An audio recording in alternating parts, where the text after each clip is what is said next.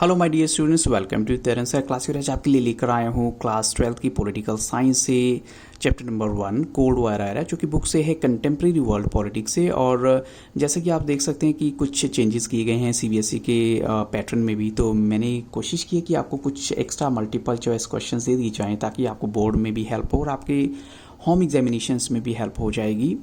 और इस वीडियो का ऑलरेडी पार्ट 1 दे चुका हूँ, अगर अभी तक आपने वो भी नहीं विजिट किया तो आप जरूर देखिएगा। और देखते हैं बच्चों, फर्स्ट क्वेश्चन क्या है आपके लिए 21 number. During the Cold war era what determined the international alliances, यानी उस टाइम जो है इंटरनेशनल अलायंसेस की डेफिनेशन क्या हो सकती थी। तो ऑप्शन आपके सामने है the requirements of the super powers और the confidence of the smaller states और the calculations of the smaller states, और हम कहें बोथ ए एंड सी दोनों ही करेक्ट होने चाहिए। तो बच्चों यहाँ पर करेक्ट आंसर है बोथ ए एंड सी, क्योंकि ये रिक्वायरमेंट आप कह सकते हैं सुपर पावर की भी थी और कैलकुलेशंस जो हैं स्मॉलर स्टेट्स की भी थी यहाँ पर।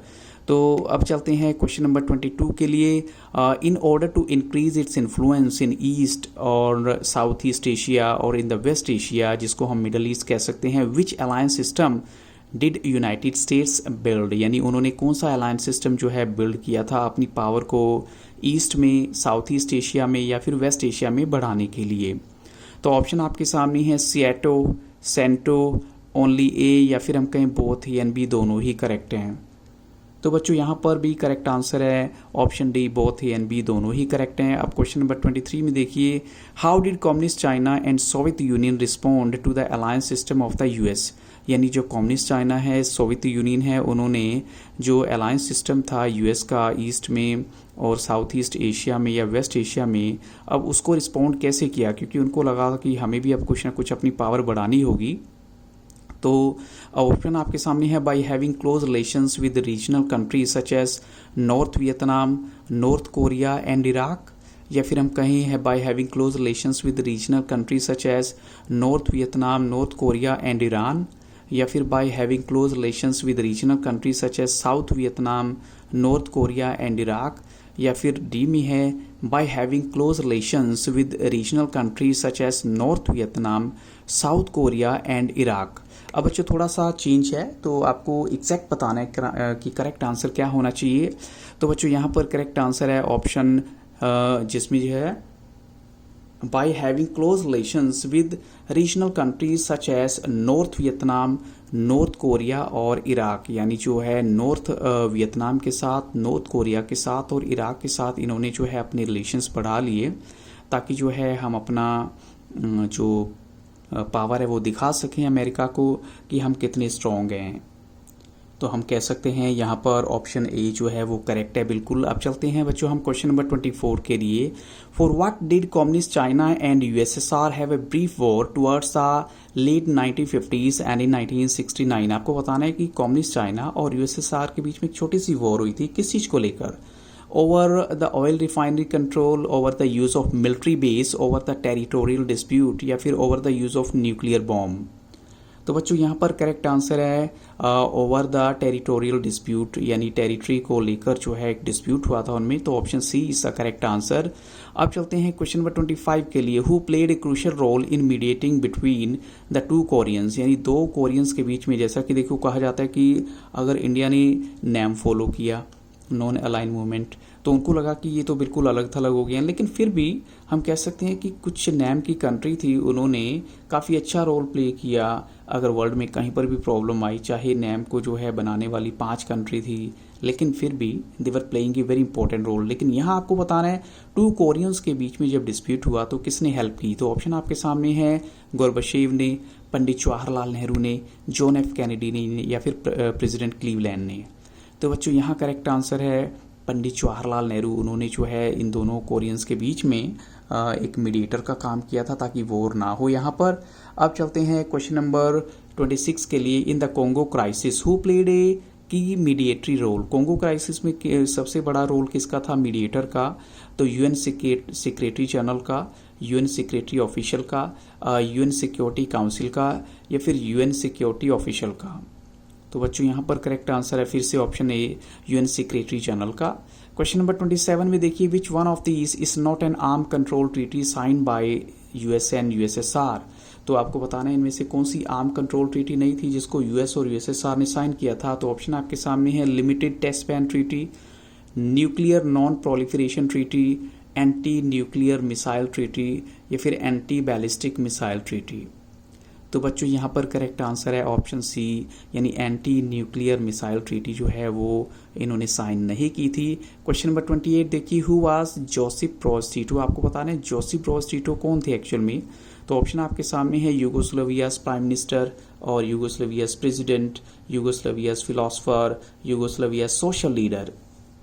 तो बच्चों यहाँ पर करेक्ट आंसर है ऑप्शन बी, वो यूगोस्लाविया के प्रेसिडेंट थे। अब क्वेश्चन नंबर 29 में देखिए, the roots of NAM went back to the friendship between 3 leaders. अब 3 लीडर्स के बीच में थी, वो थे यूगोस्लाविया के ब्रोज टीटो, इंडिया के जवाहरलाल नेहरू और इजिप्ट के जो लीडर हैं जमाल अब्देल नासिर।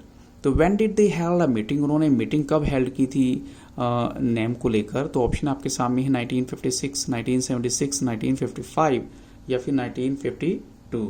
तो बच्चों यहाँ पर करेक्ट आंसर क्या है 1956। अब चलते हैं क्वेश्चन नंबर 30 के लिए। When and where was the first non aligned summit held, यानी पहली नॉन अलाइन समिट जो है कहाँ पर हेल्ड हुई थी। तो ऑप्शन आपके सामने है 1960 गाना, 1961 गाना, 1961 बेलग्रेड और 1960 बेलग्रेड। तो बच्चों यहाँ पर करेक्ट आंसर है ऑप्शन सी, 1961 बेलग्रेड में हुई थी ये समिट जो है। क्वेश्चन नंबर 31 में देखिए, by 1960s how many African countries did become the member of NAM. कितनी जो है अफ्रीकन कंट्रीज जो है नैम का मेंबर बन गई थी 1960 तक। तो ऑप्शन आपके सामने है 66, 16, 60 या फिर 15। तो बच्चों यहाँ करेक्ट आंसर क्या होना चाहिए, the correct answer is option B, यहाँ पर 16 कंट्री जो है वो इसकी मेंबर बन गई थी। क्वेश्चन नंबर 32 में देखिए, how many countries did attend the first non alliance summit held in Belgrade in 1961, यानी पहली जो बेलग्रेड में समिट हुई थी नॉन अलाइनमेंट की, नॉन अलाइन कंट्री की, उसमें कितनी कंट्री ने पार्टिसिपेट किया। 25 स्टेट्स, 20 स्टेट्स, 28 स्टेट्स और 30 स्टेट्स। तो बच्चों यहाँ करेक्ट आंसर क्या है, यहाँ करेक्ट आंसर है 25 स्टेट्स, यानी 25 कंट्री ने पार्टिसिपेट किया था। Where was the 14 summit of NAM held, 14 summit कहाँ पर हुई थी, हनोई में 2007 में, हल्दिया में 2009 में, हवाना में 2006 में और इंडोनेशिया में 2005 में।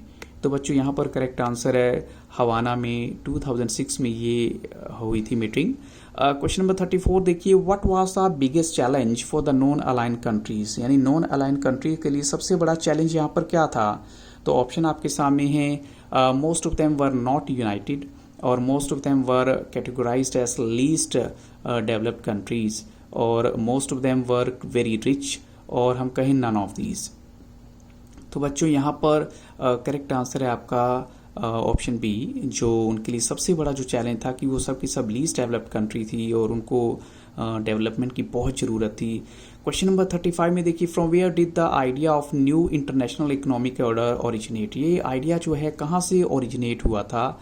तो ऑप्शन आपके सामने है from the rich countries, from the realization that the economic development was also vital for the independence of the new countries और from the developed countries of the West. तो या कहें ऑल ऑफ दी, सभी के सभी जो हैं correct answer हैं।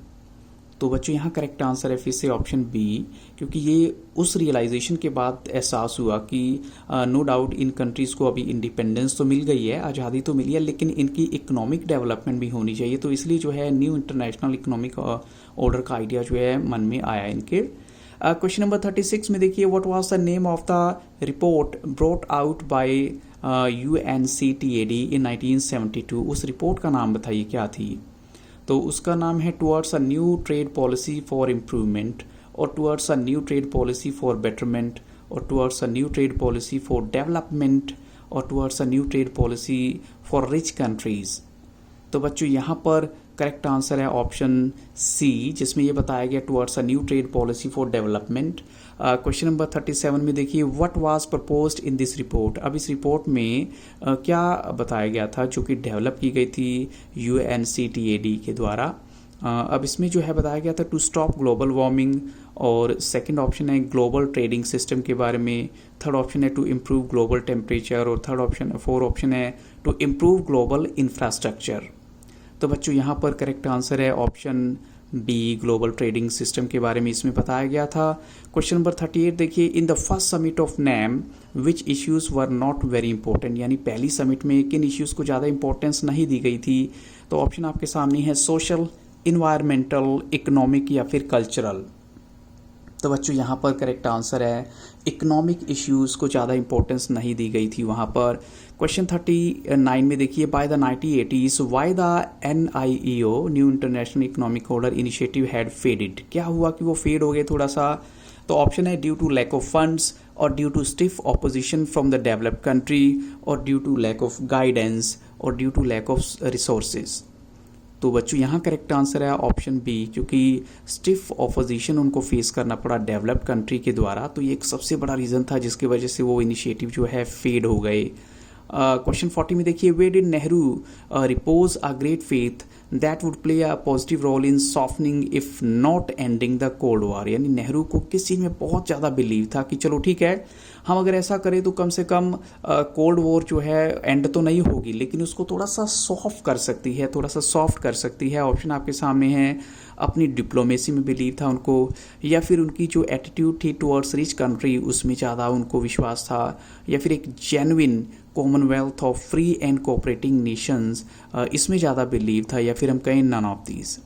तो बच्चों यहाँ करेक्ट आंसर है ऑप्शन सी, उनको विश्वास था एक genuine Commonwealth of free and cooperating Nations, यानी जो कंट्री अभी अभी आज़ाद हुई हैं उनको भी वो लेकर वो कह रहे थे कि ठीक है, अगर ये मिलजुल के कुछ ऐसा करें तो हम कोल्ड वॉर को बढ़ने से रोक सकते हैं, चाहे वो एंड ना भी हो। अब चलते हैं बच्चों ऑप्शन सी, इसमें करेक्ट आंसर है जैसे कि मैंने आपको बताया। Question 41, when did India sign a treaty of friendship with USSR for 20 years, India ने वो ट्रीटी कब साइन की थी। तो ऑप्शन आपके सामने है जिसमें फ्रेंडशिप दिखाई गई है इंडिया और USSR की। तो अप्रैल 1971, अगस्त 1971, मार्च 1971 और सितंबर 1971। तो बच्चों यहाँ पर थोड़ी सी कन्फ्यूजन सिर्फ मंथ को लेकर रहती है, तो आपको क्या लगता है करेक्ट आंसर होना चाहिए। Is the right answer is option B, August 1971। तो बच्चों इन्हीं क्वेश्चंस के साथ अब इस वीडियो को यहाँ स्टॉप करूँगा। I hope so these questions will help you lot, so thank you really very much for watching Taran sir classes. And if you have not seen my channels playlist तो जरूर visit कीजिएगा। Class 12 की English का data भी available है आपके लिए। So have very nice day.